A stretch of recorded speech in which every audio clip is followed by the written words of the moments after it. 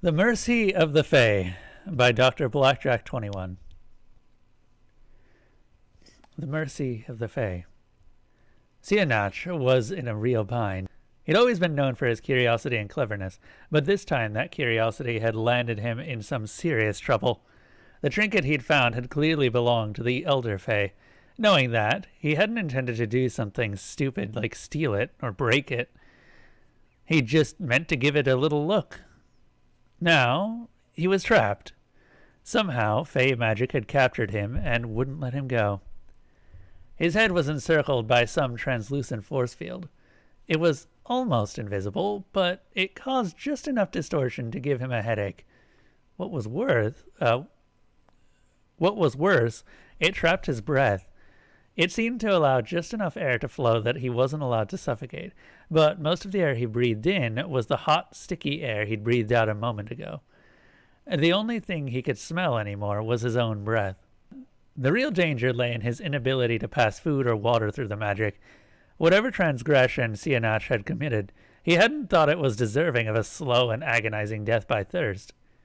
But that was the way of the Fae. They were strange and cruel. They were as likely to give the gift of food as they were to condemn you to death over some minor infraction, only they seemed to perceive. None of Sianach's friends or family could help. At first, they'd been curious, but as his distress became evident, they cried and pulled at the strange trinket to no avail. Through the field encompassing his head, their voices sounded twisted and distorted, making them sound like the banshee cries of the Fae. Thinking quickly, Sianach realized there was only one chance left. If this was the magic of the Elder Fae, then only the Fae could remove it. So, with a confidence born of the realization that this was his only chance at life, Sianach set out on a journey to find a Fae, or die trying. The problem was, there was no guarantee they would help him if he should find one. When a Fae offered you food, sometimes it was given as a gift with no strings attached, but other times the recipient was whisked away into the night. Some never returned. Some were dropped off impossibly far from where they'd been stolen. Others were barely missed before they came back. But you could always tell the victim of the Fae when they returned. They were forever changed. There was a haunted look in their eyes that never went away completely. Sometimes they'd become obsessed with the Fae, forever looking to follow them into their magnificent halls and join in their decadent feasts. Others developed a deep fear of the Fae and would jump and cower at any unexpected noise forevermore. But Sianach had little choice. He simply had to hope luck was on his side this night, and he'd find one that was benevolent rather than, well, that was best not thought about.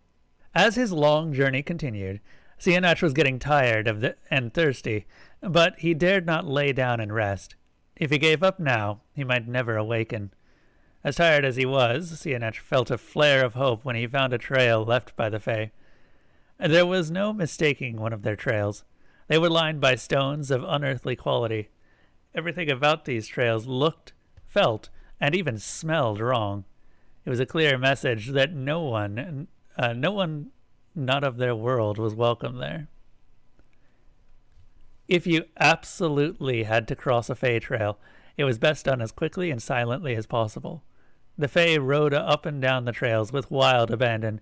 Their mounts had fierce, glowing eyes, breath that smelled of smoke and fire, and their cries sounded as if the very devil was on the hunt.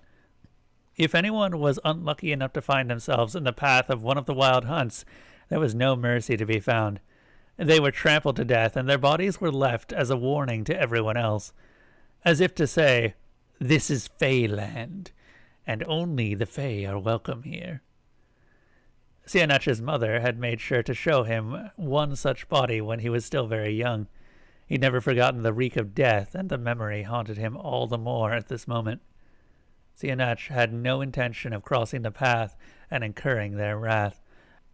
But perhaps, if he wandered close enough to it, he'd eventually stumble upon a Fae willing to help.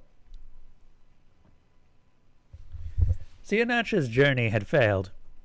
He was past his limit, and simply didn't have the strength to go on. As he laid by the side of the path, he contemplated how absurd this all was. He was doomed to die for something as simple as a little innocent curiosity.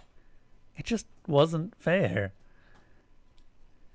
That was when Sianach noticed movement in the light reflecting through the magic. Even distorted, he could hear a voice that clearly belonged to one of the Elder Fae. It lacked the sharp, crisp sounds of a normal voice and instead rumbled and meandered as it morphed from one sound into another with barely any hesitation. It was as if the thing striding towards him didn't need to pause for breath as it sang. Sianach was suddenly filled with terror. This was a dark fae. He knew it. It was obviously here to mock him in the end, or maybe make his last moments that much more organizing. He struggled to get to his feet, but he was too heavy, thirsty, and tired. He was barely able to bat weakly at the giant fae as it grabbed hold of him. The strength of this monster was beyond Sianach's comprehension.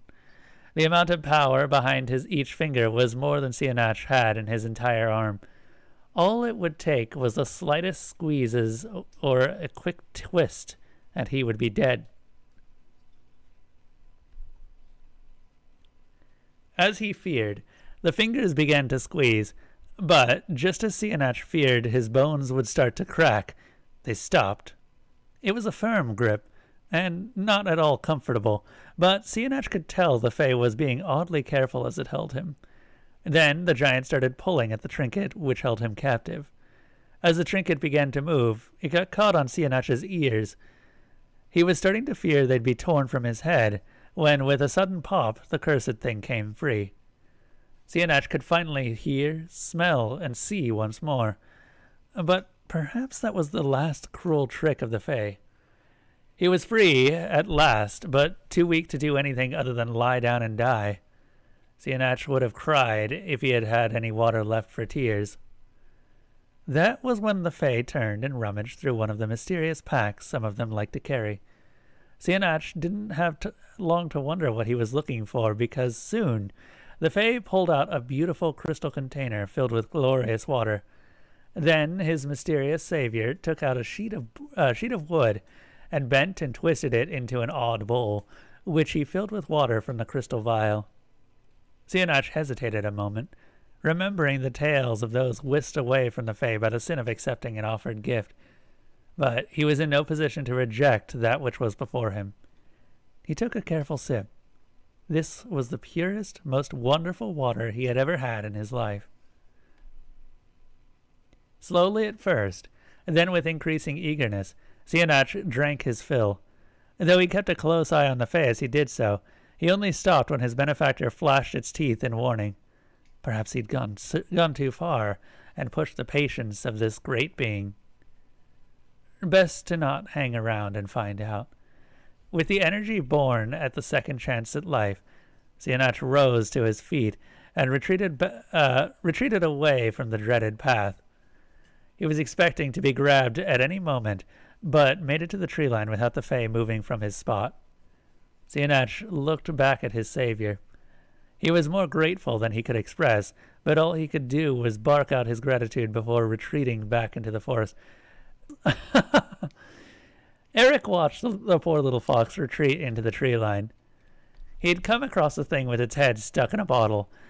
It had been too tired to escape, so he'd taken the chance to pull the bottle off and free the little guy. Even then, the fox didn't get up and run away like it should have. With a sinking feeling, Eric rummaged through his backpack, looking for his half-drunken plastic water bottle. Not having a cup, he folded a sheet of paper into a makeshift bowl and filled it with water. When the fox first began to drink, Eric noted how weak he seemed, but eventually the little animal seemed to regain his strength, and it brought a smile to his face. Right then, the fox darted away. While Eric was sad to see him go so soon, he was happy to see it feeling so much better.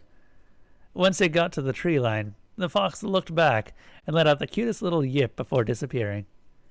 As Eric cleaned up the mess and continued walking home from school, he did so with pride, knowing he'd made the world a little better for at least one little creature.